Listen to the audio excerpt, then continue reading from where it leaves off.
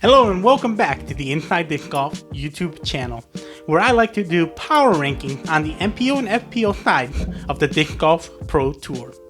In today's video, we're going to be going ahead and doing our initial power rankings on the FPO. Now, technically, I did do a power ranking after the Dynamic Disc Open for the FPO. I was just unable to have time to record the video.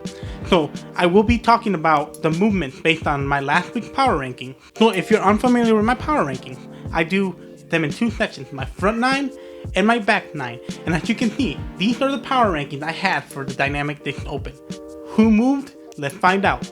And don't forget to like and subscribe to make sure you catch my MPO power rankings as well, and other unique videos I will be doing for the Discgolf Pro Tour to make an attempt to create discussion around our beloved sport in the pro scene. Now that we looked at last week's power rankings, let's go ahead and start with our front 9. At the top of our front 9, we still have Kristin Tattar. Kristin obviously did not play at the OTB Open, but I don't think anyone was able to dethrone her here. Obviously, she has 2 victories in the year and has played top 3 in every single event she played here in the States. At number 2, we have Paige Pierce. Paige is possibly the closest to reaching Kristin. She took it down at the OTB Open in what I could consider a very dominant fashion.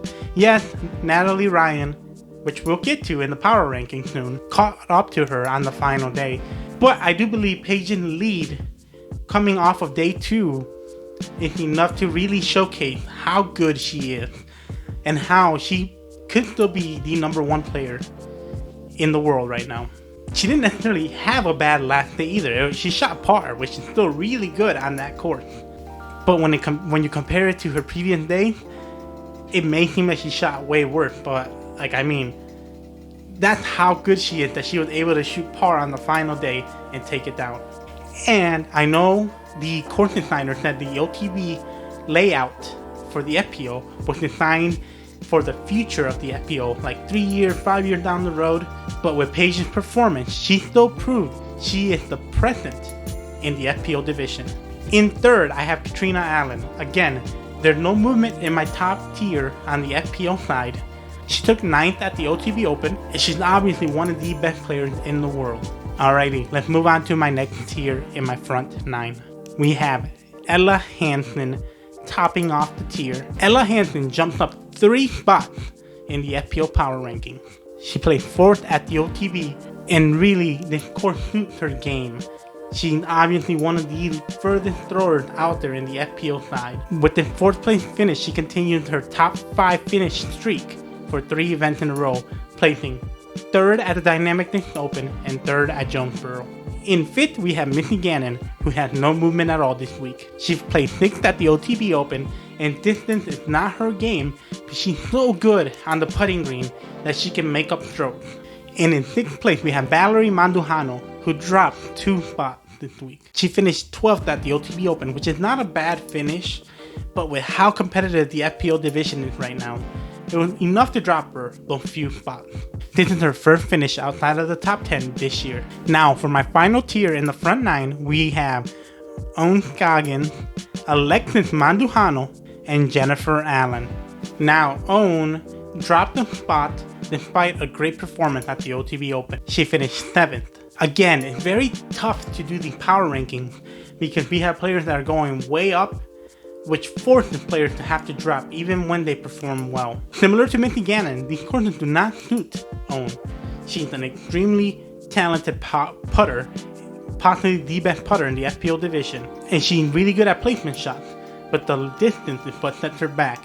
And unfortunately, with the way the game is going, it's going to keep her out of contention, which lowers her value in these power rankings.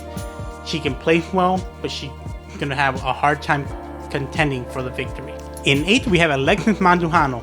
Both Mandujano sisters are my front 9. That is incredible. She moved up 4 spots to reach that 8th position. She finished 4th at the OTB Open. That's 4 great finishes in her last 4 events. Finally, Jennifer Allen rounds up my front 9.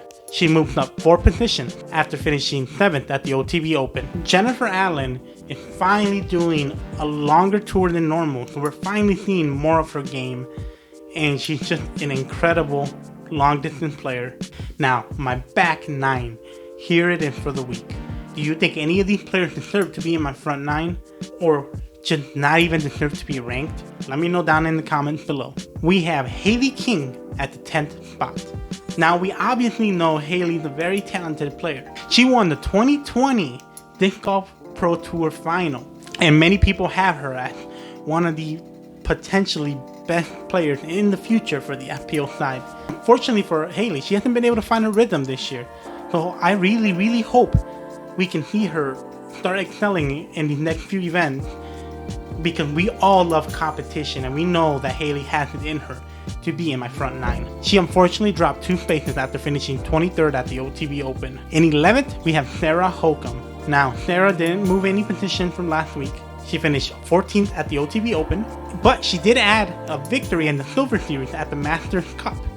In 12th place, entering my power rankings this week, is Natalie Ryan after her 2nd place finish and almost comeback at the OTB Open. She has the power, and she showed on the final round that she has the putting to be a very dangerous player in the FPO side. And we look forward to seeing her fully recover from that little setback she had earlier in the year and potentially contending again at the Portland Open.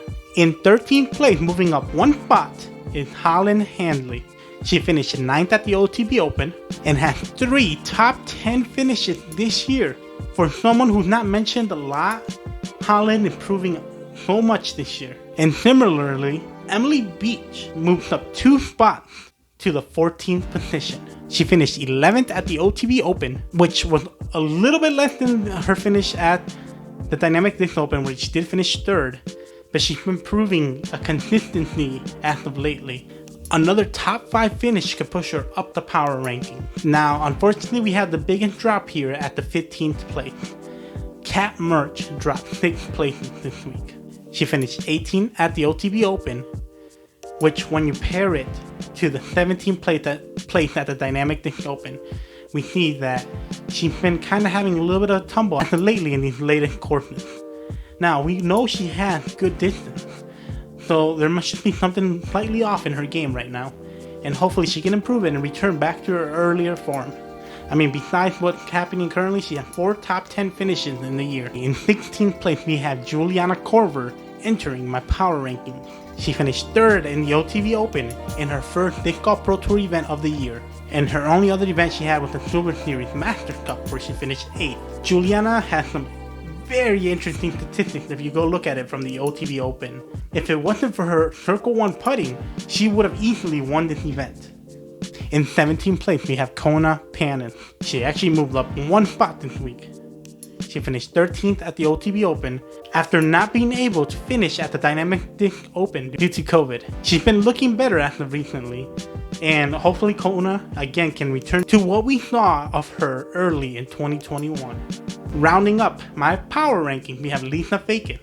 Lisa unfortunately dropped 3 spots in my power ranking this week. She finished 18th at the OTB Open. Now, for my honorable mention, I have Jessica Weiss. Jessica finished 14th at the OTB Open, which goes well with her 13th place finish at the Dynamic Disc Open. She barely missed out on the power rankings. If she can repeat that performance, her and Lisa might be in almost like a weekly battle on and off the power ranking. And then I had to remove 2 players off my power rankings, Evelina Salonen and Henna Blumruth.